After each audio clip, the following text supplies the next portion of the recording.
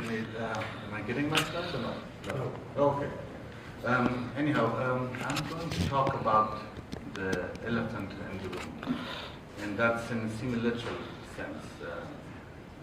Erika Chenoweth, who's a professor of protest, and particularly nonviolent action, has recently been talking about the creation of a despotic bloc spearheaded by China. What she's trying to say is that a lot of autocratic regimes, in order to quell dissent, like in Iran, they're cooperating with each other. And we've seen evidence of this in Afghanistan. Like the very first people that arrived in Kabul after the fall of the Republic, it was the people from the intelligence agencies. In Afghanistan, we all remember the phrase, everything will be okay. That was uttered by the Pakistani ISI chief when he visited the post-Republic Afghanistan. So the shape of the region support mainly is in the form of intelligence agencies cooperating with each other. What I'm trying to get here is that I'm trying to problematize the thesis of Erika Chenoweth about the rise of a despotic bloc in that region. So you see the fall of the liberal democracy in Afghanistan, de facto defeat of the West, the liberal democratic West.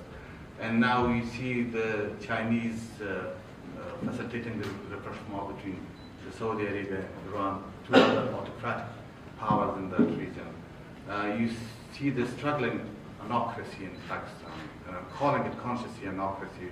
In the political jargon, anocracy means government that has both autocratic and democratic elements in it. You see the rise of strongman politics in India, particularly that is concerning Russia, obviously, Turkey, and Central Asia. And then you see the wider autocratic region. You see the rich and ambitious desert Middle East, and you see the resource-rich Central Asia. Is it going to be the Chinese century? And I'm borrowing the term and appropriating it from an American author who in the 1940s talked about the American century, basically saying that the US is going to be the main power in the world for the next 1 century. So are we seeing China spearheading a despotic bloc and becoming the main power in the world? So from what I explained so far, the trend is that we have a movement towards that. What is the opposition? Who are opposing the despotic bloc?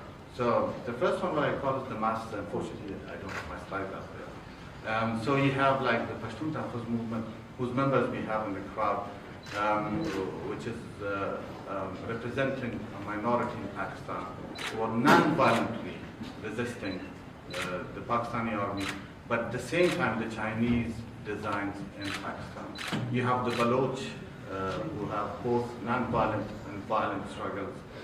So the main struggle is, which is the non-violent. I know people are fixated on the Baloch Liberation Army's activities. Actually, the women spearheading massive protests against Pakistani army and the Chinese. And then you have the women in Afghanistan and Iran. So that's one part of the opposition.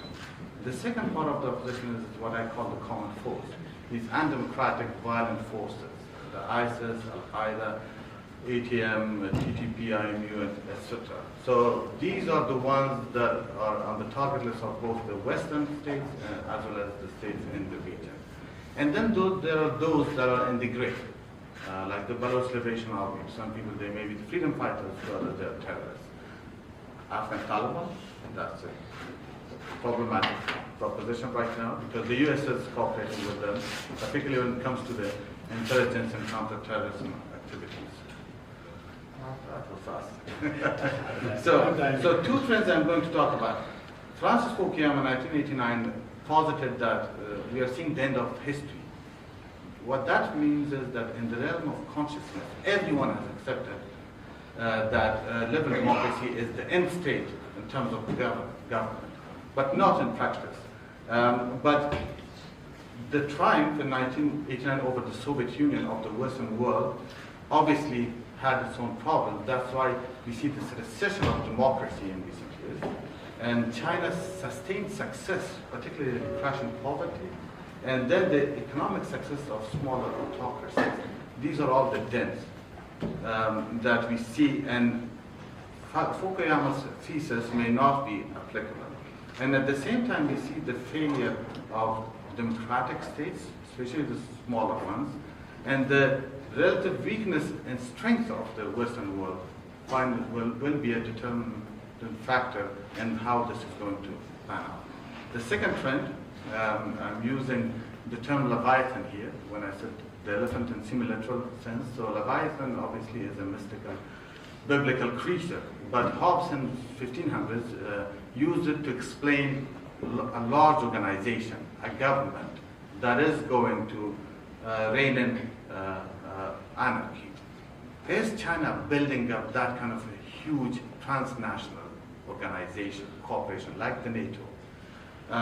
Obviously, China's leadership and clientelism would be key for it, but the shape of and roles of the member states would be problematic. How they can agree upon that or not is important. How the West is going to respond to this is a key question. And then the rise of AI, another space race, and all these super rich, Musk, Jeff Bezos, and so on and so forth, where they are in the game is also an important point. I'm going to conclude, Janet, I know. So basically, what I'm trying to say is the fate of human rights rests on the outcome of the conflict between the liberal democracy and this burgeoning despotic bloc, more so in South Asia, because number one, South Asia is encircled by the despotic bloc. Number two, India's relentless march towards despotism is a huge concern. Pakistan's ever waning democracy and state at the same time. And then you have Taliban in Afghanistan. You have the turmoil in Sri Lanka. Bangladesh is on the fence when it comes to liberal democracy. And obviously the rest of the states are too small to consider. So I'm going to conclude and say, we are in interesting times. Fukuyama had said, it's going to be a very boring time. It's not. It's a very interesting time. We will actually be witnessing a huge conflict in the near future. Thank you. Thank you, Malaiz, for this very larger picture.